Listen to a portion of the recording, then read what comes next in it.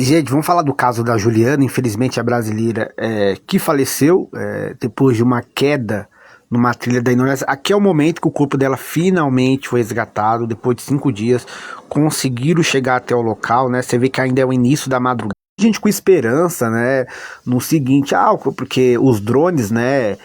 Conseguiram detectar que a Juliana não estava mais respondendo, não estava mais se mexendo. Teve gente que até falou, mas ela pode ter desmaiado, né? Porque, cara, quase sem comer, sem ter acesso à água. Teve gente que criou expectativa, né? Quando surgiu a notícia, olha, ela não tá mais respondendo, ela não tá mais se mexendo, ela morreu. Teve gente que falou assim, não, mas talvez ela esteja desmaiada, né, gente?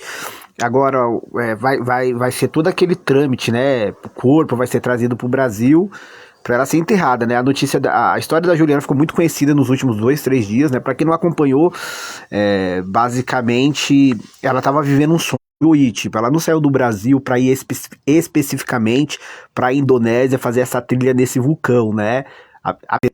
É um ponto turístico muito conhecido, mas segundo informações, a Juliana não saiu do Brasil para ir para a Ásia para fazer especificamente uma trilha nesse vulcão, né? Segundo informações, ela ficou sabendo quando ela já estava lá, olha, tem um vulcão aqui na Indonésia, muito conhecido, tem umas trilhas bem bacanas, mas são bem perigosas, e aí ela decidiu conhecer, né? E foi quando ela decidiu ir fazer essa trilha nesse vulcão da Indonésia. E a história, né, acho que muita gente já conhece, né?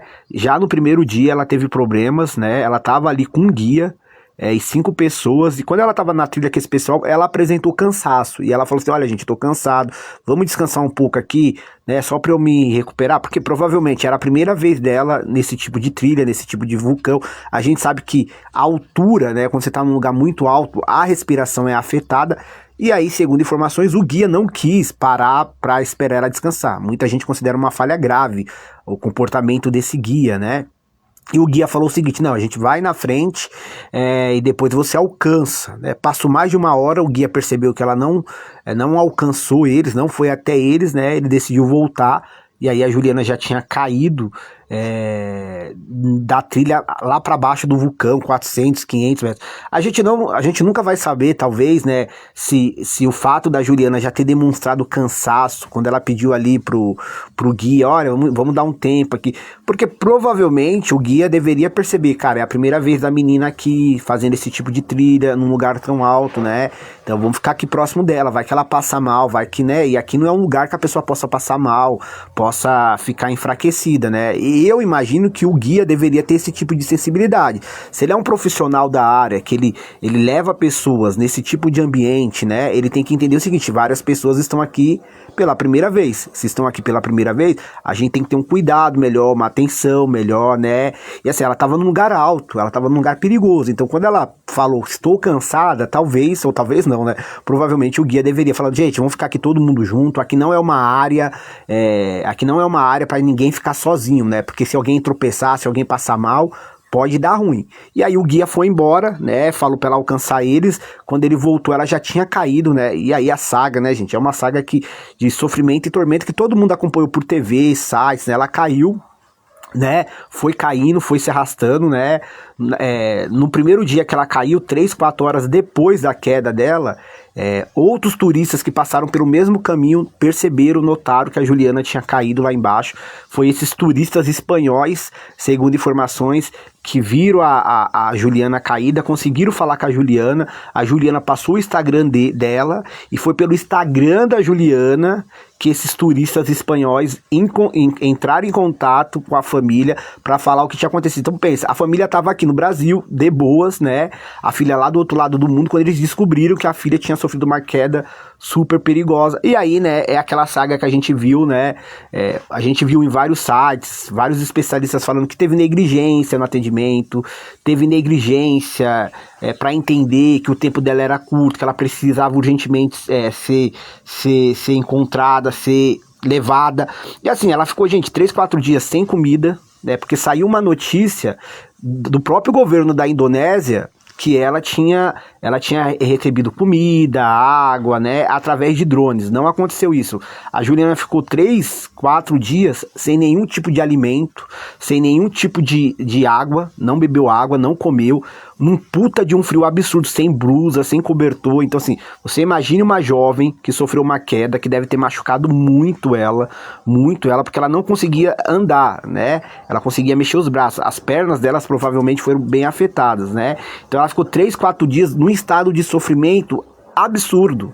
Quando você para imaginar essa história, quando você para imaginar tudo que a Juliana deve ter passado, se você se aprofundar nesse tipo de pensamento sobre a situação dela, foi um sofrimento absurdo que essa jovem passou. Porque a partir do momento que ela cai, ela sai rolando pelas rochas, ela deve ter batido várias vezes a parte do corpo nessas pedras que são extremamente duras, pontudas, ela se machucou muito. E aí o fato dela já ter se machucado muito, ela ficou dias muito machucada, sem nenhum acesso a medicamento, não teve ali um antibiótico, não teve nenhum remédio ali para passar a dor dela, para diminuir a dor dela, sem nenhum tipo de alimento. Então pensa, você está extremamente machucada, seu corpo está extremamente ferido, você não tem água, você não tem comida, fazia um frio absurdo, principalmente no início da noite naquele local, ela não tinha nenhum tipo de cobertor. Então uma das coisas que está sendo bem cobrada e criticada é por que o governo da Indonésia não se esforçou já no primeiro dia. O primeiro esforço que muita gente acredita que teria que ter sido feito é, olha, vamos se esforçar ao máximo já nessas horas aqui, ó, para levar comida para ela, para levar remédio para ela, para levar um cobertor para ela, porque gente, tem a tecnologia dos drones, né? Eu não sei como é a tecnologia dos drones lá na Indonésia, mas a gente sabe que hoje, através dos drones, você consegue sim levar alimento, água e cobertores para a pessoa. Então assim, muita gente acredita que a primeira coisa que deveria ter sido feita nas primeiras horas que a Juliana caiu era um esforço absurdo com os drones ter levado água, comida pra ela, ter jogado remédios, sei lá, é um achismo meu, tá, gente? Poderia ter dado um jeito de colocar remédios, um antibiótico, remédio pra dor, né, pra ela ter acesso. Então, assim, muita gente acredita que as primeiras horas, talvez, se a Juliana tivesse acesso à comida, se tivesse acesso à água, tivesse um cobertor pra aquecer o corpo dela, ela poderia ter aguentado bem mais tempo. Você vê, o resgate chegou hoje, depois de 5 dias. Então, a pergunta é, se tivesse no primeiro dia ou nas primeiras horas um esforço absurdo, tava se focando muito em resgatar a Juliana, óbvio, isso tem que ser o esforço principal, mas se tivesse um super esforço também para levar alimento para ela, nas primeiras horas, eu acho que era fundamental esse entendimento de ter se esforçado ao máximo para ter levado através dos drones ali água e alimento e um cobertor, porque talvez se ela tivesse tido acesso a água e alimento e um cobertor, ela poderia ter aguentado mais dias ou mais horas ou o suficiente para quando fosse resgatado ainda estar viva, né? Agora é uma tragédia, né? Infelizmente ela morreu, né? O pai dela já está na Indonésia, segundo informações, o corpo já foi reconhecido, né? E a única coisa que fica agora é toda a dor, saudade que a família vai ter da filha jovem, né, que estava vivendo uma experiência que ela sempre quis ter, e agora a gente espera que o governo da Indonésia, que as pessoas responsáveis pela região, né, porque muitas pessoas fazem trilhas nesse local aí onde tem esse vulcão, que elas se preparem melhor a partir de agora, para que se acontecer outro acidente, eles consigam ter uma resposta mais rápida, né? Porque para não acontecer outra tragédia, que foi a tragédia.